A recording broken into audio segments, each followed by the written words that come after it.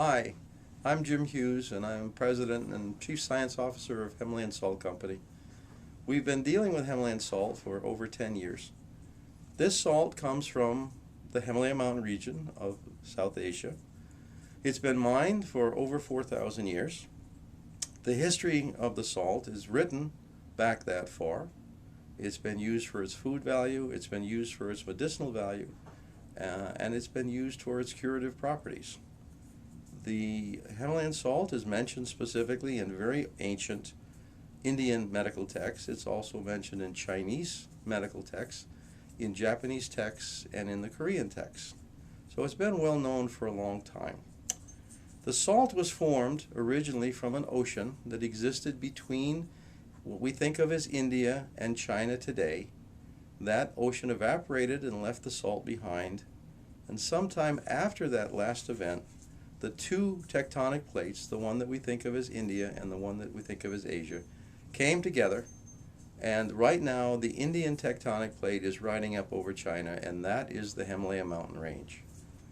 All of this happened millions of years ago. In fact, it's estimated to be 300 million years ago. But this salt actually predates the Himalayan mountains and Mount Everest. The salt itself has been buried underground for 300 million years, and consequently it is free of any man-made pollutants, chemicals, agricultural chemicals, anything that has contaminated most of the rest of the surface of the earth. The salt is absolutely pure, has no chemical additives, and is processed in a very clean environment to maintain its purity. This is the only salt that can make the claim legitimately that it's completely pure, completely natural, and free of any chemical additives or contaminants. Therefore, it is a wonderful salt to use for dietary purposes and for bathing purposes. Salt is a major dietary component, especially here in the United States. In fact, many of our medical problems are related to the fact that we're consuming far too much salt. But the salt we consume is primarily sodium, and that is the villain.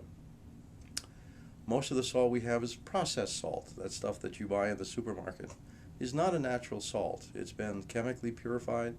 Most of the natural elements have been removed, and only the sodium chloride is left, together with some chemicals that are added in the processing. Because of our friend Julia Child, everybody knows that sea salt is better than table salt. But again, there can be problems. Whatever was present in the ocean when they were making the salt, when they were evaporating the water, can be carried over into the salt itself. So sea salts are only as good as the environment that they actually came from. Himalayan salt, on the other hand, is 100% pure. It was buried underneath the Himalayan mountains for millions of years, and therefore was protected from contamination by any of the man-made chemicals that cause problems with sea salts and which unfortunately are added to some of the table salt. Himalayan salt is the only salt in the world that can make the claim of being 100% natural and free of chemical contaminants. The problem with table salt in our diet is that we're consuming far too much. And if you look at the statistics in the United States, an average person is consuming hundreds of pounds per year. This is because salt is added to all of our processed foods to make it taste better, to preserve it, to give it longer shelf life. This is directly related to hypertension and cardiovascular disease in the United States. Doctors clearly have shown that these conclusions are true, and that the high sodium content of our food is a major cause for human problems. Himalayan salt, on the other hand, is 100% natural sea salt. It was formed millions of years ago, but because it's not processed and purified, it has all of the natural trace elements that were originally present in the ocean from which the salt was made. This includes potassium, which has been shown as a replacement for sodium, is a major factor in reducing or preventing increases in blood pressure.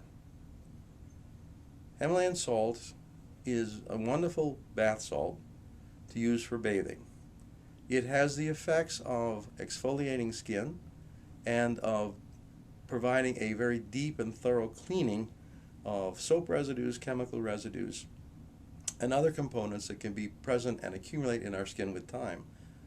What many people don't realize that skin is our major route for excretion and detoxification. As soap residues and chemical residues and cosmetic residues accumulate in our skin, the ability of the skin to detoxify the rest of our body is diminished significantly. Repeated or periodic bathing in salt, either at home or by trips to the ocean or to mineral springs, has been shown to remove a lot of these contaminants from our skin and to greatly restore this capacity to detoxify. The Himalayan salt used in the tub provides a wonderful, restful, relaxing experience and can be shown to reduce blood pressure, at least temporarily, and to induce a calm, restful state that allows good sleep. All of these are healthy things to do. So for people in the United States, we have become multitaskers in that we want to eat our bagel, listen to the news, and shower at the same time before we get on with our busy days. Taking that 20 or 30 minutes per day, especially at the end of the day, to rest, relieve stress, detoxify, cleanse, is a very healthy activity. Many people in other parts of the world know this, and they make frequent trips to mineral springs and to healthy waters for bathing purposes. If you go to Japan, for example, they clearly distinguish between washing the skin, washing the body for hygiene, and bathing to promote health.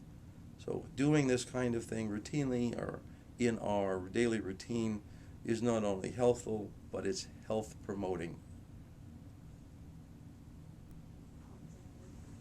The Himalayan salt comes in both a white and pink variety, and the differences are due primarily to the mineral content of the salt. In some portions of the deposit, iron and other minerals from the surface have percolated through the salt deposit, and that's what gives the salt its unique pinkish coral color. Lamps and candle holders and other devices have been produced from the solid salt crystals and used as purifiers for air in homes, in industrial buildings, and other settings. The air around the lamp or the crystal within about 4 or 5 feet of the surface can be shown to be very much cleaner in terms of the particle content that can air in the rest of the room. The lamps produce negative ions, and these drift away from the surface of the lamp into the immediate environment. Now, the easiest way to picture this is to imagine the surface of the crystal reacting with water molecules that are routinely in the air. The net result of that chemical reaction is that negative ions are produced, and those ions drift away from the lamp. Visualize a small marble with a negative charge on the surface being generated by the crystal and then drifting away. In the air, in any room, even the cleanest of homes, contains particles in the air. These are dust and pollen and pet dander and bacteria and pollutants from the exhaust of the bus that just drove by on the main street. All of these particles in the air tend to irritate our sinuses, our respiratory tract, and are primarily the responsible agents for allergies and sinus irritation, headaches, congestion, etc. In the immediate vicinity of the lamp, it can be shown that those negative ions produced on the surface of the crystal react with these particles in the air. Now, the particles have positive charges, and when enough of the negative marbles and the positive marbles that represent the contaminants in the air combined, the complex becomes very large and in fact is too heavy and too dense to continue floating in the air. This means that those pollutant particles settle to the ground, leaving the air with a much lower concentration of the irritants.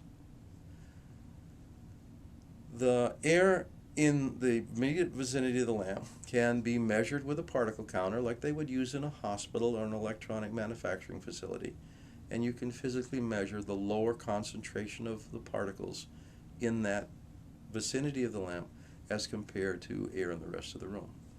So the lamp is not necessarily going to purify a very large room, but it will do an area that's about 5 feet in radius, 10 feet in diameter around the surface of the crystal. If you think about a typical room in your home, you generally spend most of your time in one corner, at your computer desk, at the kitchen table, in your favorite chair in the living room reading the newspaper or watching television at night. Those are the areas where you put the lamp so that you're within that 5 foot distance of the lamp for as much of your day as possible. A work surface where you're spending a good part of your day, your desk at the office, a reception area, are also good areas. Finally, one of the best areas is to use the nightstand next to your bed where you have that clean air and that restful effect for a good part of the night.